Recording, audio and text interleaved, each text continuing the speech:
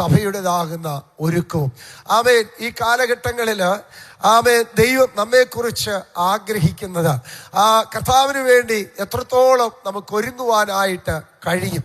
സ്തോത്രം. പലപ്പോഴും നമ്മുടെ ജീവിത യാത്രയിൽ കർത്താവ് ഇപ്പോഴെങ്ങും വരികയില്ല എന്നുള്ളതാകുന്ന ഒരു ചിന്തയാണ് നമ്മുടെ ഹൃദയത്തിൽ ഉള്ളത്. എന്നാൽ ഈ ദിനങ്ങളിലെല്ലാം കർത്താവിൻ്റെ വരവിനെ കുറിച്ചും ആമേൻ വരവിനായിട്ട് കർത്താവ് വിളിച്ചു വേർതിരിക്കപ്പെട്ടതാകുന്ന തൻ്റെ മണവാട്ടിയാകുന്ന സഭ എപ്രകാരം ഒരുങ്ങണം എന്നുള്ളതിനെ കുറിച്ച് വളരെ ശക്തമായ ദൈവിക ആലോചനകൾ, ദൈവിക വചനങ്ങൾ പരിശുദ്ധാത്മാവ് വളരെ ഹൃദ്യമായിട്ട് നമ്മോട് ഇടപെടുവാനായിട്ടിടയായി തീർന്നല്ലോ.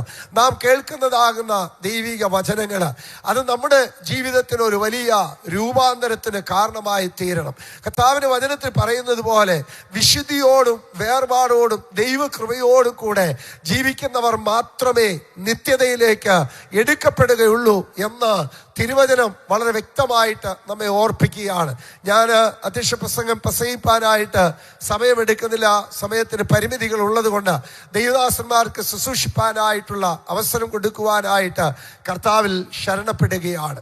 37-ാം സങ്കീർത്തനം 39-ാം സങ്കീർത്തനം അതിന്റെ 7-ാമത്തെ വാക്യത്തിൽ ദാവീദ് പറയുന്ന ഒരു വ്യക്തമായ ഒരു ആലോചനയുണ്ട്. കർത്താവെ, ഞാൻ ഏതിനായിട്ട് കാത്തിരിക്കുന്നു, എൻ്റെ പ്രത്യാശ നിങ്കൽ വെച്ചിരിക്കുന്നു. ആമേൻ. യേശുക്രിസ്തുവിന്റെ രക്തത്താൽ വിലയ്ക്ക് വാങ്ങിയതായിരിക്കുന്ന ദൈവജനത്തിന്റെ ഏറ്റവും വലിയ പ്രത്യാശ എന്തായിരിക്കണം?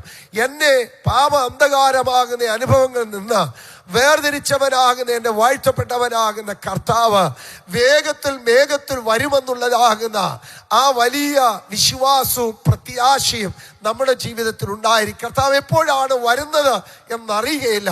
എന്നാൽ ഓരോ ദിനവും ഒരുക്കപ്പെട്ടവരായി വിശുദ്ധിയോടും വേർപാടോടും കർത്താവിന്റെ വരവിന് വേണ്ടി കാത്തിരിക്കുന്നതാകുന്ന ഒരു ദൈവവൈതലിന് മാത്രമേ ആ ദൈവശബ്ദം കേൾക്കുവാനായിട്ട് കഴിയുകയുള്ളൂ എന്ന് ഇന്ന് പകൽക്കാലം ഞാനും നിങ്ങളും നന്നായി മനസ്സിലാക്കണം കേട്ടോ. എപ്പോഴും ദൈവമായിട്ടുള്ളതാകുന്ന ബന്ധമുള്ളവര്, എപ്പോഴും ദൈവമായിട്ടുള്ളതാകുന്ന സംസാരമുള്ളവര്, എപ്പോഴും ദൈവത്തോട് ഇടപെടുന്നവർക്ക് മാത്രമേ കർത്താവിന്റെ കാഹള ശബ്ദം കേൾക്കുവാനായിട്ട് കഴിയുകയുള്ളൂ. എല്ലാവർക്കും കർത്താവിന്റെ കാഹള ശബ്ദം കേൾക്കുവാനായിട്ട് കഴിയുകയില്ല കേട്ടോ.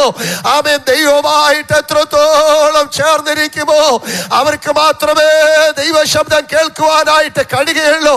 അവർ മാത്രമേ രൂപാന്തരപ്പെട്ട് കർത്താവിനോട് എടുക്കപ്പെടുകയുള്ളൂ എന്ന് ദൈവത്തിന്റെ വചനം വ്യക്തമായിട്ട് നമ്മെ പഠിപ്പിക്കുമ്പോൾ ഇന്ന് പകൽക്കാലവും പരിശുദ്ധാത്മാവ് ഈ ദിനങ്ങളിൽ നമ്മോട് അരുളി ചെയ്യുന്നതാകുന്ന ദൈവത്തിന്റെ വചനം എന്താണെന്ന് ചോദിച്ചാൽ ഞാനും നിങ്ങളും എത്രത്തോളം ഒരുക്കപ്പെട്ടിട്ടുണ്ടോ അതിനനുസരിച്ചാണ് നാം എടുക്കപ്പെടുന്നുള്ള കാര്യം മറന്നു പോകരുത്. തിരുവചനത്തിൽ ഇങ്ങനെ കാണുവാനായിട്ട് കഴിയുന്നുണ്ട്. വിശ്വാസികളുടെ പിതാവാകുന്ന അബ്രഹാമിനെ സർവശക്തനായ ദൈവം വിളിച്ചു വേർതിരിച്ചു. ആമേൻ. തന്റെ ജീവിതയാത്രയിൽ തനിക്ക് വേണ്ടതെല്ലാം ദൈവം കൊടുക്കുവാനായിട്ടിടയായി. എന്നാൽ ഇതൊക്കെയും ലഭിച്ചപ്പോഴും ആമേൻ വ്യക്തമായ ഒരു കാഴ്ചപ്പാടോടും വ്യക്തമായ ഒരു ദർശനത്തോടും കൂടിയാണ് അബ്രഹാം പിതാവ് ജീവിച്ചത്. അതുകൊണ്ടാണ് ദൈവത്തിന്റെ വചനത്തിൽ വായിപ്പാൻ കഴിയുന്ന അബ്രഹാം പിതാവ് കൂടാരങ്ങളിൽ പാർത്ത് ആമേൻ ദൈവ ശില്പിയായി നിർമ്മിച്ചതും അടിസ്ഥാനങ്ങളും ഉള്ളതാകുന്ന ഒരു നല്ല നഗരത്തിനു വേണ്ടി പ്രത്യാശയോടുകൂടെ ആമേൻ കാത്തിരിപ്പാനായിട്ടിടയായി തീർന്നു. പ്രിയ ദൈവമക്കളെ, ഇവിടെ നാം എന്തെല്ലാം ആയാലും, ഇവിടെ എന്തെല്ലാം നേടിയാലും, എന്തെല്ലാം സ്വരൂപിച്ചു കൂട്ടിയാലും അതെല്ലാം ഇവിടം കൊണ്ട് അവസാനിക്കുന്നതാ.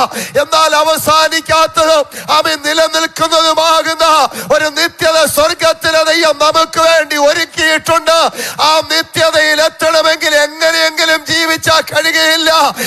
നല്ല പ്രസംഗങ്ങൾ ചെയ്യുവാൻ കഴിയും, നല്ല നേതൃത്വ പാഠം നമുക്കുണ്ടായിരിക്കാം. എന്നാൽ ഇതൊക്കെ ഉണ്ടായാലും ഒരു കാര്യം ഓർത്തുകൊള്ളേണോ, വിശുദ്ധിയോടും വേർപാടോടും ദൈവ കൃപയോടും കൂടെ ജീവിക്കുന്നവർക്ക് മാത്രമേ നിത്യത അവകാശമാക്കാൻ കഴിയുകയുള്ളൂ. അല്ലാത്ത ഒരൊറ്റ വ്യക്തിക്ക് പോലും നിത്യത അവകാശമാക്കുവാൻ കഴിയുകയില്ല. ആയതുകൊണ്ട് ഇന്ന് പകൽക്കാലം ദൈവാത്മാവിൽ ഓർപ്പിക്കട്ടെ, എന്റെ ആത്മീകമാകുന്ന ക്രിസ്തീയ ജീവിതം എപ്രകാരമായിരിക്കുന്നു എന്ന് ഈ ദിനങ്ങൾ കേൾക്കുന്ന ദൈവവചനത്താൽ നാം ഓരോരുത്തരും ശോധന ചെയ്യണം കേട്ടോ. ആമേൻ.